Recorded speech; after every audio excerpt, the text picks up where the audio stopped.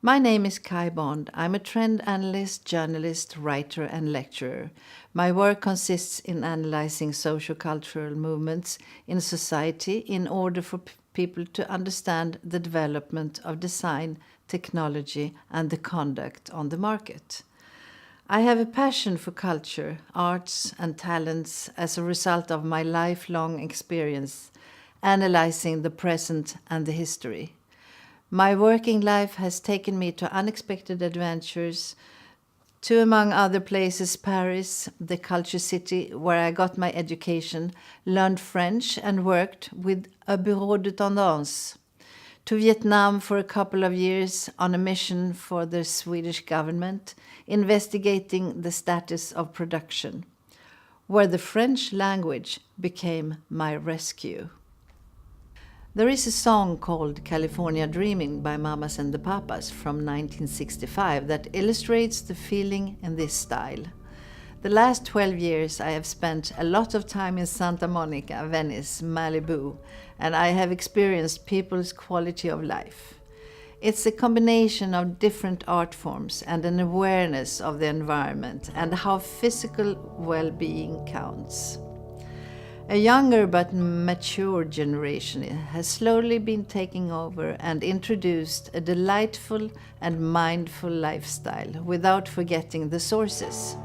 Their history is well kept and the modern is straightforward. Mind you, even if Los Angeles and Hollywood is next door, the way of living here by the ocean has nothing to do with any glam or red carpet.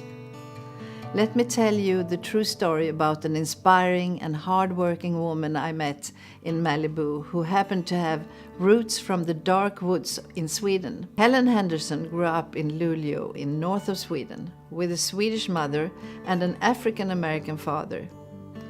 A jazz musician who met a beautiful girl while touring in northern Sweden.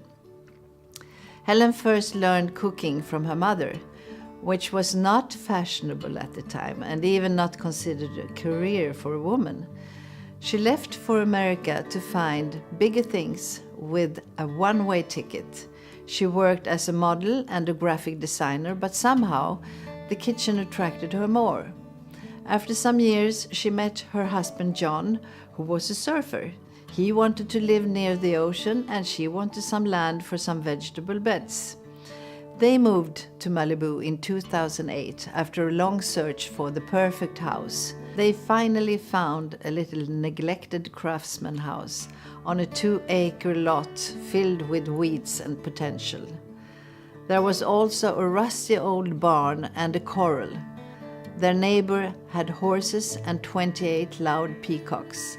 After some struggling years getting their act together, they now have goats, a pig, dogs, and a cat, chicken and bees, a vineyard, fruit trees and vegetable gardens, and their backyard Malibu farm is completed.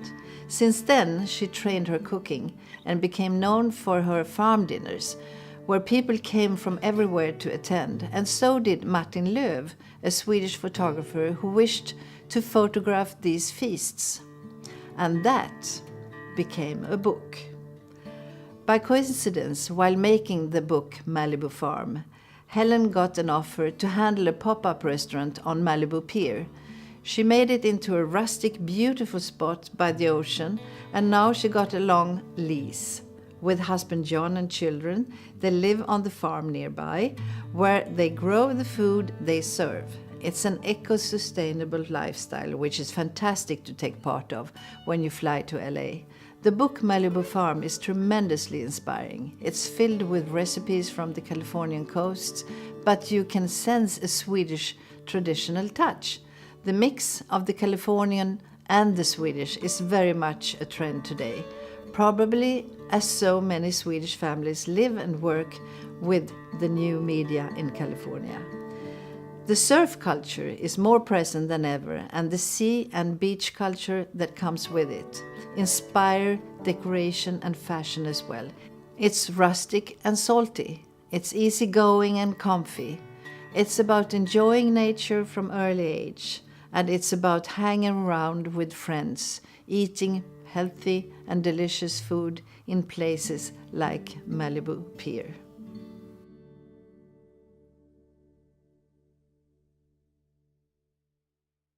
Our global reputation has a Nordic shimmer, so many countries have a great interest in our nature. Our lights, our wooden furnitures, our birch trees, our tree houses, or even our various environments where traditional festivities take place in settings where our lifestyles are visible in worldwide interior media. The northern part are more rustic and adventurous. The middle is known for many carpentries, and the south and west coasts are our pride in terms of making modern life sustainable and environmental. On the international market right now, you clearly can notice the Nordic influence and the picture of our clean and beautiful sceneries, our famous light which is behind our choices of material and colors. The Nordic summer light is an inspiration used with advantage to create those special nuances that the international design world somehow envy us. This is also linked to our special capability to make the choice of materials. The love for wood is a heritage. Our preference is to build, furnish, and decorate with wood. What you have to realize is that you can easily use our reputation as a selling tool and present modern aspects of interiors with designed products, remembering our amazing sources. The fact that you cannot be modern without your history is obvious. Craft is a magic and trendy word used all over and makes designed furnitures or objects valuable. New technology will also enable a new generation of craftsmen to make useful design. If you remain true to your own culture, you can create unique, contemporary, or traditional products aimed for an international, curious market.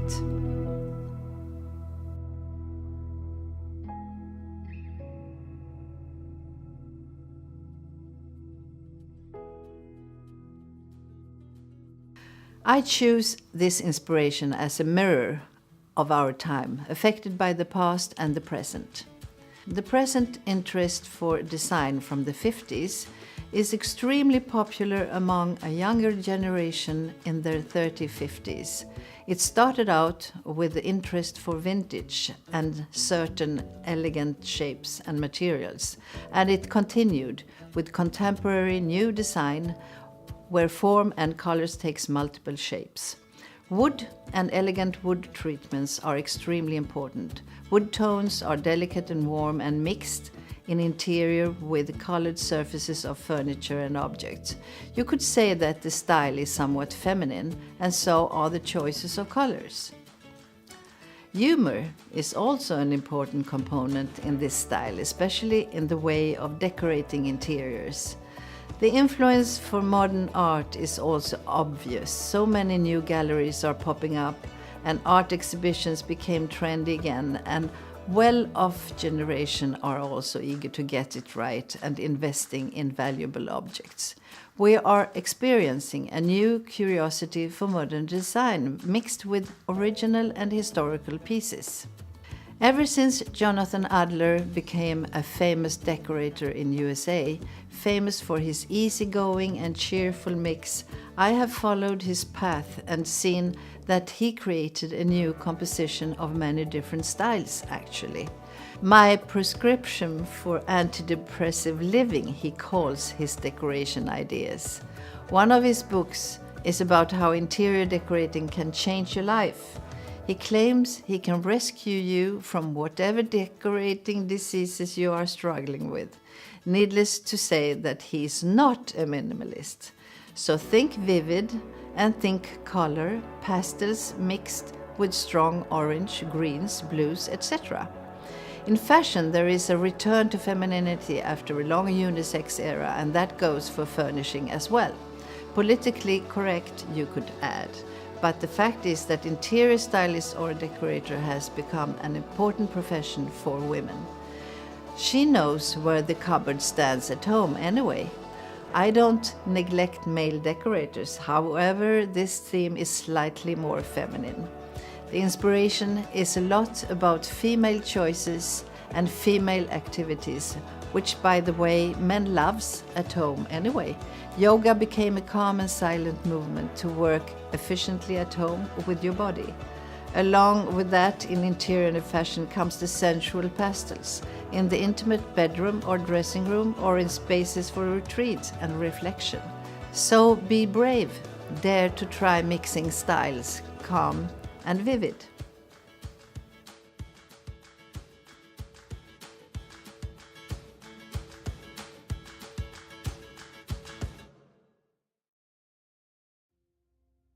If Touch of Grace is about mixing and matching, this influence is only about strict matching. This is a rigorous theme that inspires to knowledge, research about architecture, art and form, and new science. I see many professionals choosing this movement of correctness. This could be the homes of architects, industrial designers, art directors, communicators, etc., who choose carefully with knowledge and determination. It's about high standards and luxury for life. Some commentators define modernism as a mode of thinking, or more philosophically defined, characteristics like self-consciousness or self-reference that run across all the novelties in the arts and the disciplines. More common, especially in the West, are those who see it as a socially progressive trend of thought that affirms the power of human beings to create, improve, and reshape their environment with the aid of practical experimentation, scientific knowledge, or technology. From this perspective, modernism encouraged the re-examination of every aspect of existence, from commerce to philosophy, with the goal of finding that which holding back progress and replacing it with new ways of reaching the same end. It's no question about the fact that due to the awareness of overconsumption of products has led to a huge interest in valuable things. As a result of that, a home filled with correct objects became a real attraction. The consumer gets more and more trained in knowing about the function of various materials and the status of fashion. Strong and powerful expressions should not be hindered. There is an urge to do things right. Therefore, the choice of materials for these habitats has to be ethic as well as aesthetic.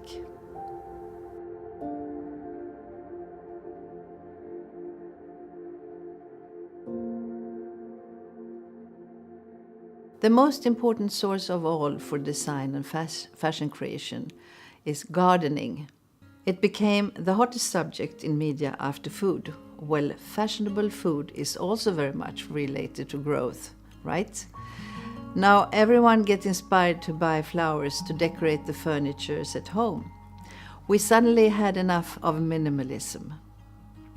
Continuously, we see more flower prints than ever all over, in clothing, on wallpapers, as shapes or decor on porcelain, carved wood, painted on ceramics, paintings old and new. The world's fashion creators have never used so many fashion prints before. We are surrounded and we don't mind, and we bring fresh flowers inside again. Is there something in everyday life that we see so much of as vegetation? Beautiful gardens in amazing green colors and fantastic flowers of all kinds. I believe there is no greater inspiration for artists. The garden, the parks, the woods are probably the most evident source of creations. It also became a place for retreat and contemplation. But that's not the whole story. My inspiration to this theme is also the fact that architects work more and more with landscape architects or gardeners. The first one out was Patrick Blanc, the French guy who invented vertical gardens on house facades for the well-being and the beauty of it in a city. Then the young Bjarke Ingels, then a young Danish architect, built the first modern family compound, a modern block of apartments in Copenhagen, where every apartment had its own garden on a terrace. Now he became famous first for his new invention, just when the awareness on flowers and greenery and the impact on human beings came through. He's now in New York building the most impossible buildings considering human rights to nature. We even have an example of this happening in Stockholm. Oskar Engelbert is the new generation city builder who brought one of the most respected and land architects to town for a garden surrounding at Norra Djurgården in Stockholm, the Dutchman Piet Oudolf. He is mostly known for having created a garden out of the old rail, the High Line in New York, now a delightful park promenade in the middle of the old Butchers district. So let's celebrate the garden atmosphere forever.